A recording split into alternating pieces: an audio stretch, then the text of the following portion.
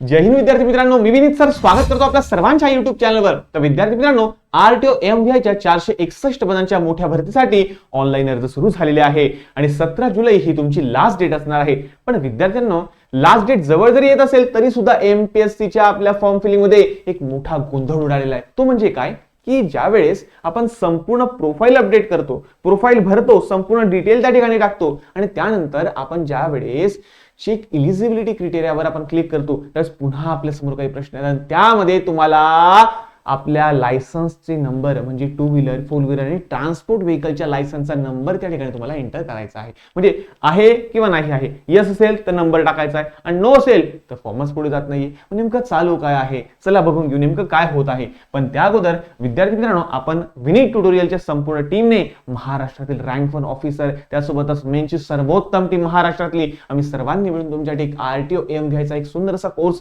Launch केलेला आहे आणि त्यावर ऑफर सध्या चालू आहे। तर प्रीचा कोर्स तुम्हाला फक्त 1999 मध्ये मिळून जाईल आणि आपला प्री प्लस मेनचा जो कोर्स आहे हा 699 मध्ये मिळून जाईल। आणि जर तुम्हाला या 2 वर्षामध्ये ज्या पण काही स्पर्धा परीक्षा येत आहे त्याचा कोर्स घ्यायचा असेल तर 7999 फक्त। तर हे कोर्स तुम्ही एकदा जा, आमचं विनीत ट्युटोरियल नावाचं ऍप्लिकेशन डाउनलोड करा। जर समजा तुम्हाला वाटतंय की चला बाबा आम्हाला फ्री डेमो लेक्चर आवडताय तर तुम्ही कोर्स परचेस करून अभ्यासाला लागू शकता। पण हो, एक महत्त्वाचं, ही प्राइस तुम्हाला तेव्हाच मिळेल ज्यावेळेस तुम्ही आमच्या हेल्पलाईन नंबरला कॉल करून किंवा त्यांना व्हॉट्सअपला मेसेज करून सांगशाल की विनीत सरांनी आजच्या व्हिडिओमध्ये ही प्राइस मेन्शन केलेली आहे। भले त्याचा स्क्रीनशॉट तुम्ही त्यांना सेंड करू शकता, हे तुम्हाला बेस्ट डिस्काउंट देऊन देईल। ठीक आहे ना, या प्राइस मध्ये तुम्हाला तो कोर्स मिळून जाईल। ठीक आहे, चला। तर विद्यार्थी मित्रांनो, होत काय माहिती का की संपूर्ण फॉर्म तुम्ही भरला, प्रोफाईल तुम्ही संपूर्ण अपडेट केली, त्यानंतर या ठिकाणी चेक इलिजिबिलिटी याच्यावर तुम्ही क्लिक करता। केलं का? हो, चेक केल्यानंतर बघा तुम्हाला दिसतं या ठिकाणी या 3 पोस्ट आहे। You are eligible for the following post only. तर या 3 पोस्ट साठी आपण इलिजिबल आहोत। ठीक आहे ना, बघा भरपूर सारे पद निघाले आहे, तुम्हाला माहिती आहे। बघा तर या ठिकाणी इंडस्ट्री इन्स्पेक्टर आहे, यासाठी ते आपण इलिजिबल नाहीये। का बरं? कारण या ठिकाणी टायपिंग सर्टिफिकेट लागतंय। आता टायपिंग सर्टिफिकेट मी अपडेट केलंच नाहीये, तर मी या पहिल्या पोस्ट साठी इलिजिबल नाही। त्यानंतर टॅक्स असिस्टंट, बघा या ठिकाणी बघा you are not eligible for this post. Tax typist साठी सुद्धा मी इलिजिबल नाहीये।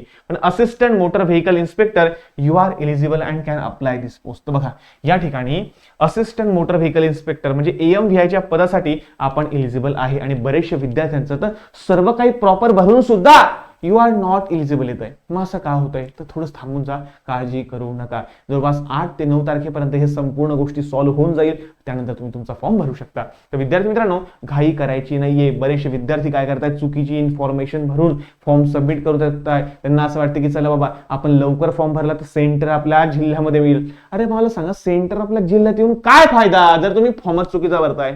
आणि एमपीएससीच्या परिपत्रकानुसार जर तुम्ही थोडी जरी माहिती चुकीची दिली तर डॉक्युमेंट व्हेरिफिकेशनला तुम्हाला प्रॉब्लेम येऊ शकतो। आणि बघा त्या ठिकाणी डायरेक्टली क्लिअर मेन्शन केलेलं आहे की जर तुम्ही फॉर्म फिलिंग करताना चुकीची माहिती भरली आणि ती माहितीचे कागदपत्र तुम्ही त्या ठिकाणी दाखवू शकले नाही तर अशा कंडिशन मध्ये तुम्ही अपात्र राहशाल आणि पुढच्या 3 वर्षासाठी तुम्हाला कोणत्याही एमपीएससीची परीक्षा देता येणार नाही।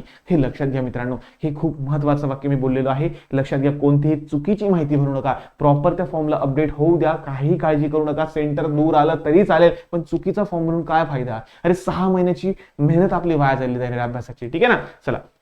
तर विद्यार्थी मित्रांनो, असे तुम्हाला ऑप्शन दिसतील। आता बघा आपल्याला अप्लाय कशाला करायचं, असिस्टंट मोटर व्हेकल इन्स्पेक्टरला। तर या 2 टिक मी काढून टाकेल आणि याच्यावर क्लिक करून मी अप्लाय करून देईल, याच्यावर मी क्लिक करून मी अप्लाय करून देईल। पण अप्लाय केल्यानंतर हे काही प्रश्न माझ्या समोर विचारले जात आहे, हे प्रश्न मला विचारले जात आहे। सर्वात पहिले, whether candidate is colour blind. तर तुम्हाला राता म्हणजे कलर ब्लाइंडनेस आहे का? म्हणजे तुम्हाला काहींना असं असतं कलर समजत नाही, काहींना हिरवा कलर दिसत नाही, काहींना निळा कलर दिसत नाही, काहींना लाल दिसत नाही। तर कलर ब्लाइंडनेस तुम्हाला आहे का? त्याच्या काही युट्यूबवर टेस्ट वगैरे आहे छोटे छोटे, त्या एकदा बघून घ्या। जर तुम्हाला असं वाटतंय की नाही नाही मला सर्व ओके आहे तर ओके, यस असेल तर यस करा, नो असेल तर नो करा, तुमची इच्छा। ठीक, इच्छाने म्हणजे आहे ते असेल। Whether candidate have good eye sight with or without glasses. तर तुम्हाला चष्म्याशिवाय किंवा चष्मा घालून तुम्हाला क्लिअर दिसतं का?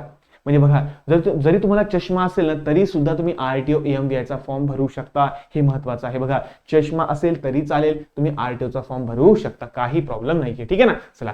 तर तुम्ही या ठिकाणी समजा बघा यस करायचं आहे ठीक आहे ना. आता वेदर कलर ब्लाइंड आहात का तुम्ही? नाही, कलर ब्लाइंड नाहीये मी. ठीक आहे ना. चला, do you have valid permanent driving licence? तुमच्याकडे परमनंट म्हणजे ड्रायव्हिंग लायसन आहे का? परमनंट, बरं, लर्निंग लायसन चालणार नाही.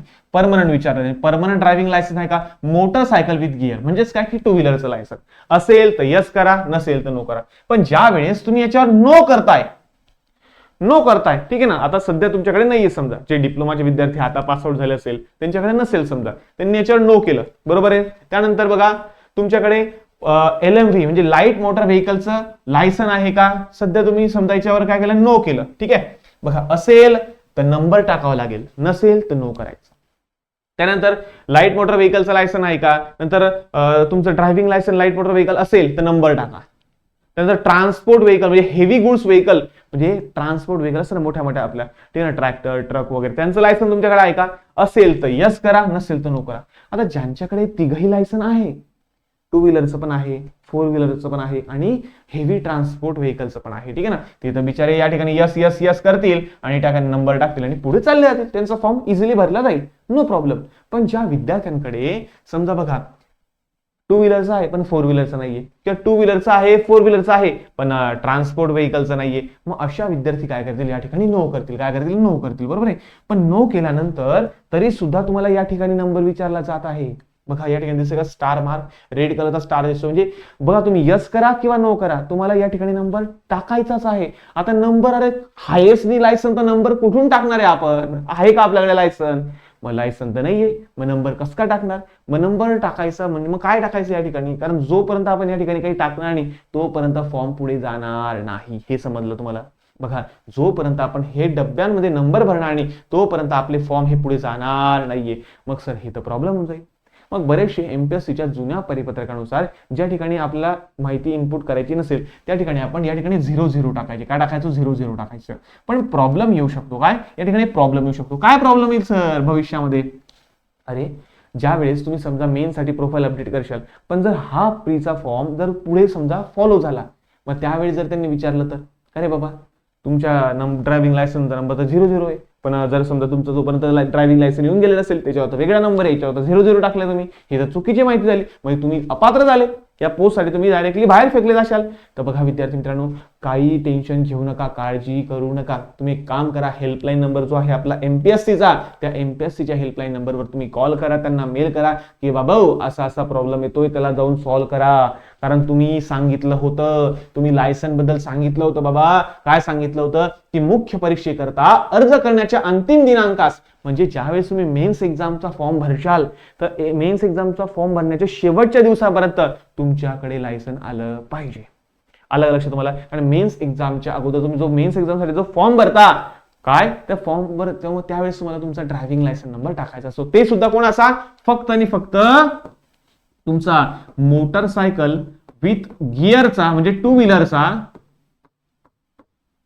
आणि LMV म्हणजे लाईट मोटर व्हेकल म्हणजे फोर व्हीलरचा, बस हे दोनच लायसनचे नंबर तुम्हाला लागणार आहे मेन्स एक्झामच्या वेळेस. म्हणजे मेन्स एक्झामचा फॉर्म ज्यावेळेस तुम्ही भरशाल त्यावेळेस हे दोघी लायसन तुमच्याकडे असले पाहिजे.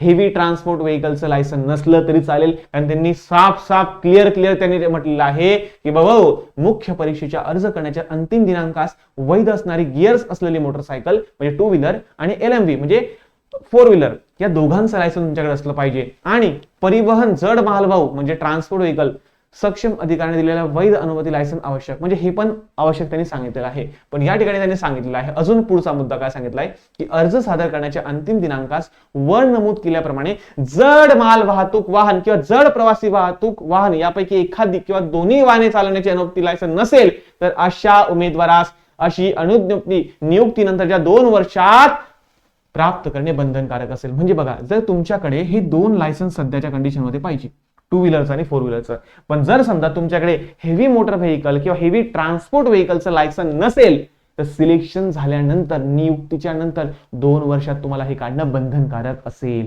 समजता? याचा अर्थ काय की सध्याच्या कंडिशनला प्रीला तुम्हाला कोणतंही लायसन लागणार नाही. मेन्स एक्झामच्या स्टार्टिंगला तुम्हाला टू व्हीलर फोर व्हीलरचं लायसन लागेल, ठीक आहे, टू व्हीलर फोर व्हीलरचं लायसन लागेल. आणि ज्यावेळेस तुम्ही सिलेक्शन झालं तर सिलेक्शन झाल्याच्या नंतर मग तुम्हाला heavy motor vehicle transport vehicle वेटरचा लायसन्स तुम्हाला काढावा लागणार आहे मित्रांनो, ठीक आहे ना. तर हे लक्षात घ्या. तर त्यांनी स्वतःहून या ऑफिशियल सर्क्युलरमध्ये सांगितलं होतं की बाबा असा विषय आहे. परिवीक्षा कालावधीमध्ये अशी अनुज्ञप्ती प्राप्त न करणाऱ्या उमेदवारास सेवेतून कमी करण्यात येईल. आणि जे विद्यार्थी समजा 2 वर्षामध्ये सुद्धा लायसन काढू शकणार नाही किंवा मेन्स एक्झाम पर्यंत त्यांच्याकडे जर हे दोघे लायसन नसेल तर अशा विद्यार्थ्यांचा विचार पुढे केला जाणार नाही, त्यांना अपात्र घोषित करण्यात येईल. तर अशा पद्धतीचं हे गोष्टी असणार आहे मित्रांनो, ठीक आहे ना. तर बघा, तुम्हाला एकच काम करायचं, फॉर्म भरण्याची घाई करू नका. फॉर्म पुढे जात नाहीये, ठीक आहे ना. आणि जर समजा आतापर्यंत चालू जर झालं असेल, हे सर्व काही योग्य झालं असेल तर आनंदाची गोष्ट आहे. पण नसेल विद्यार्थी मित्रांनो तर लक्षात घ्या, 2-3 दिवस थांबा, रोज चेक करत राहा की काही अपडेट झालंय का.